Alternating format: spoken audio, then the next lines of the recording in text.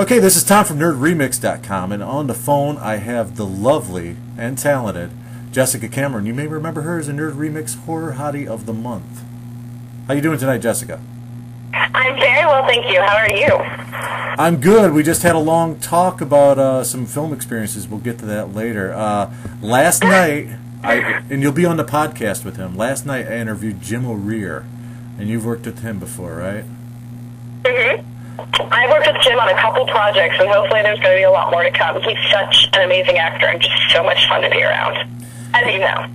He was a lot of fun to interview, and I actually just reviewed some of his stuff, Chapter 1 of Postmortem America 2021. I haven't seen your part in it because I've only seen Chapter 1. So. Stay tuned. I'm actually in the second one with Melanie Roble, which is great.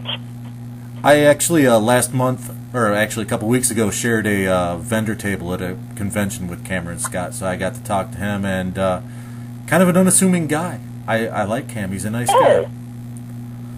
Isn't he a sweetheart? It's really great when you see these people who just love to make movies, and Postmortem America 2021 is one of those films that has been such a passion project with us for years now. It's great to see it finally coming together. I really enjoyed it. I think Monique Dupree was really good in it. I haven't seen much of her stuff, but I didn't know she had the chops that she showed in Chapter 1 of that, so...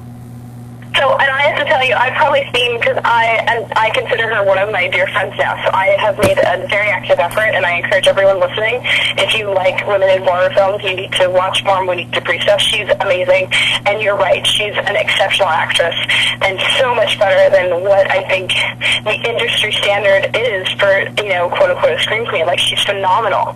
You know, getting to watch her work has been a highlight of this past year. Well, if you look at her body of work, you can put her up there with somebody as kind of a, I don't know, a Debbie Rochon Jr.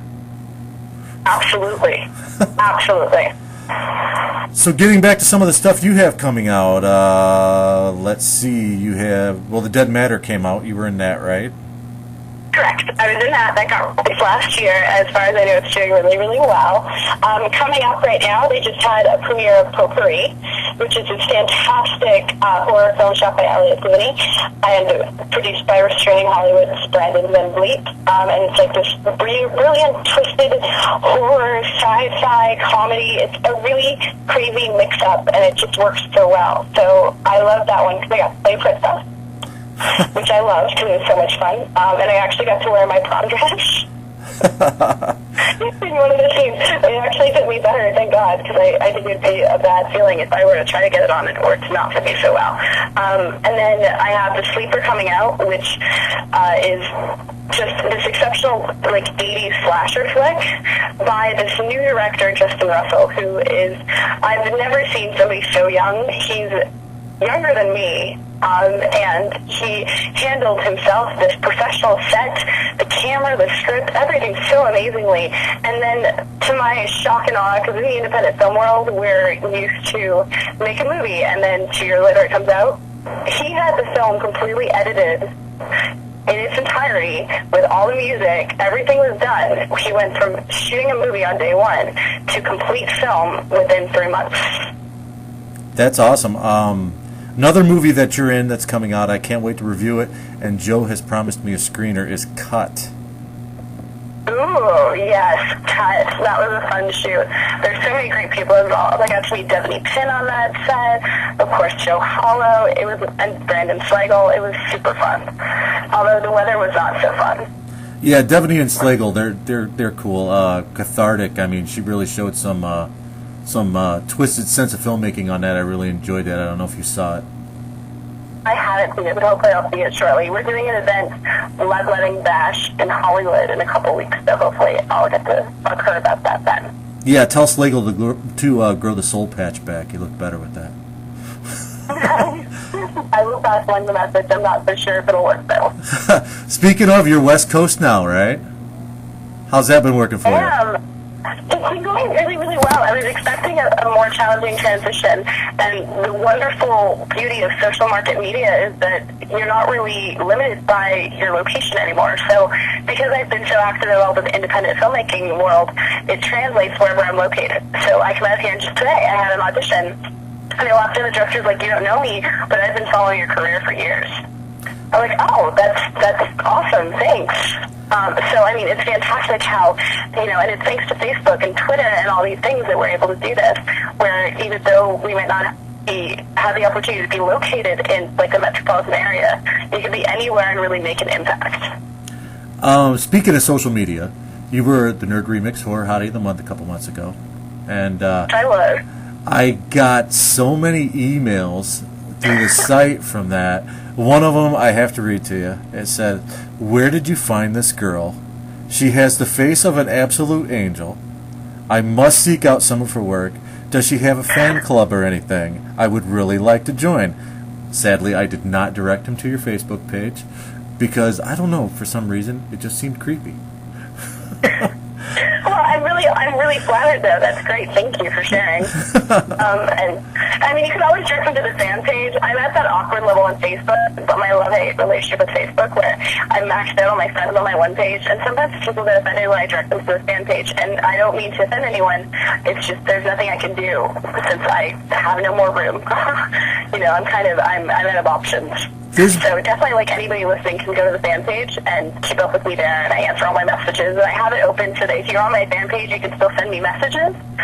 And I post more to my fan page than the regular page. So there's a lot of actresses that have had that same problem. It was super fun. There's a lot of actresses that have had that same problem. I hear a lot of people saying, well, oh, you must be some egomaniac because you started a fan page, and they don't realize, hey, it's because I've maxed out my friends and... Yes. Oh, and that's the thing. I mean, here it is. Sometimes even in the best of communities, which I consider to be the independent horror film, one of the better communities that I've been lucky to be a part of, there are always those people who are jealous. And those jealous people, rather than fixing what's wrong with their own careers or their lives, they like to focus on let's insult other people, let's name call. If I see any name calling, even if it's not directed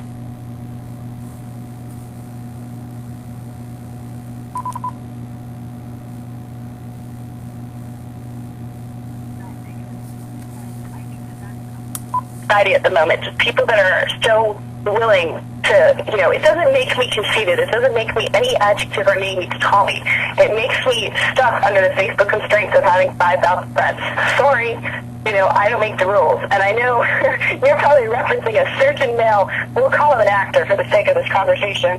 However, that's debatable, but he made a very public Facebook post, and I very publicly responded, and I unfriended him as a result, because I was like, you know what, I don't have time today. Don't be jealous just because I have 4,000 plus fans, and your little company has 100. It's not a competition, and if it is, I'm winning, so suck it up. I actually know what you're referring to, and that isn't what I was referring to, but okay. Well, there you go. Well, like, what kills me is, like, other people sometimes they're like, well, but it's different, because, like, see, I have a company. And I was like, but I have a company, too. Jessica Cameron, that is my company. I make a living off of everything I do. It's very much a company. I pay taxes into it. Everything that I do and am is branding. It's a company, it's whatnot. So it doesn't make it any more or less relevant. In fact, arguably, if I have 4,300 fans on my fan page and you have 200 or 300, that means that my company is doing better and is more relevant than yours. And I think that it's a lot easier for people to sit back and sort of just, throw names and whatnot, rather than sitting down and going, well, wait a second, maybe I'm not making good quality films. Is that why nobody's watching my work? Or maybe I'm not making enough of them. Or maybe my acting needs work. Or, rather than figuring out why they don't have a fan base, they'd rather attack those of us who do. And I just don't have time for it. So anyway, back to Postmortem America. You're in Chapter 2. How big of a part do you play in that? Because I'm kind of wondering about the whole serial thing, and I kind of said that to Cameron, and I'm anxious to see the rest of it now. So. Well, and honestly, I don't, whenever I signed on to the project, it was a feature film. So my role was a supporting one. But now that they've broken it down into chapters, I honestly have no idea how big my role will be in the end result. I would suspect that it's at least a supporting, it's not even a bit bigger now. My character is what I love about my character, that project, is she's the best of the bad people. So Postmortem America 2021 features a bunch of badass, horrible people after, an apocalyptic event. And ironically enough, I actually signed on. So here's a funny little story for you. I ran into Cameron Scott, and I saw his trailer through Jim O'Rear. And I ran into him at a convention, and I walked up to him, I congratulated him. I told him it looked awesome. I couldn't wait to see it. At which point he informed me they were still filming. And I was like, oh, that's great. I would like to audition. Love the trailer. And he was like, well, we're fully cast, but, there is this one role that you'd be really great for. I've seen your work. I like you. But, the actor has kind of been flaking. And I gave her, till next Monday to get back with me. I was like, oh, okay, so what happens if she doesn't get back to you on Monday? Oh, well, then you could totally have the role. I was like, fantastic. And I was like, and we got into the story a bit further about how she just flaked on a couple times that she was supposed to already go down shoot and never did. So, I knew that she was, somewhat of an irresponsible actress, so to speak. So I literally left him a message. He told me if she hadn't responded by 7 o'clock the following Monday that the role was mine. So by 7:05 I called him, and he did pick up his phone, and the message was literally like, hi Cameron, it's Jessica Cameron calling you. I'm calling to officially accept the role as we discussed. I'm assuming that the actress flaked again and that the role is mine as per our agreement. So I look forward to hearing more information on when you'd like to shoot and the wardrobe. Have a great day. And he actually kept that message. Because he thought it was so brazen, and I was on top of it. I was like, I love the trailer. I love working with Jim O'Rear. There's a role in this. I want it. Yeah, Jim's a lot of fun. Speaking of, you talked about a good experience. Girl Scout cookies. I heard that was not the greatest experience in the world. What can you say about that? And what can you legally comment on about that? Legally? Wow. We're still legally dealing with all that fun stuff. That was the single worst movie experience I've ever had in my life. But I did get to meet and work with the amazing Monique Dupree. So what I can tell you is that she is more beautiful, more talented, and more breathtaking in person. And I learned about just how much crap us in the independent film world really have to put up with. And also it taught me that there is a point for us to stand up and speak up, and when people lie and abuse you and threaten you, we, in the independent film world, need to not back down for fear of somebody saying, well, I'm afraid that they're going to be a temperamental actor. I think that when certain lines are crossed, we need to stand up and say, you know what, you don't have a right to call me those names, to threaten me. You don't have a right to abuse us like that. That doesn't make me a diva. That makes me just a person who deserves a very basic entry level of respect. Awesome. So I'm looking at it as a growth in personal levels as opposed to the wonderful world of filmmaking. Jessica Cameron, ladies and gentlemen, ballsy, beautiful, and talented. So I will say we did get some good quality girl time. Melanie Robel and myself, Erica Soto. There are so many people that were so great on that set, not the filmmakers themselves, but the actual people that they had falsely promised to pay, who were so fantastic that getting to spend some time with people who are considered good friends of yours is always entertaining. There was actually 3 horror hotties of the month on that set. You, Melanie Robel, and Sarah Ganodassi. So, hey, you got to load that up, right? Oh, you want to talk about ballsy ladies. Sarah is one of my idols in that regard. She's so ballsy. She's so on top of it. She's just amazing. And she's so, quick, which I have a huge respect for.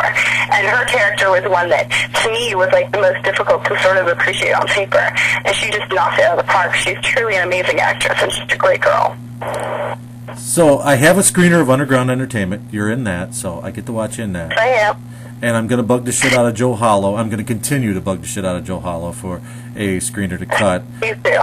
And I know that I'm already on the list for Postmortem America, so I'm definitely going to be checking out a lot of your work in the future. And we just need you to look after Potpourri, and we need you to get Resurrection, Camel Spiders, The Sleeper.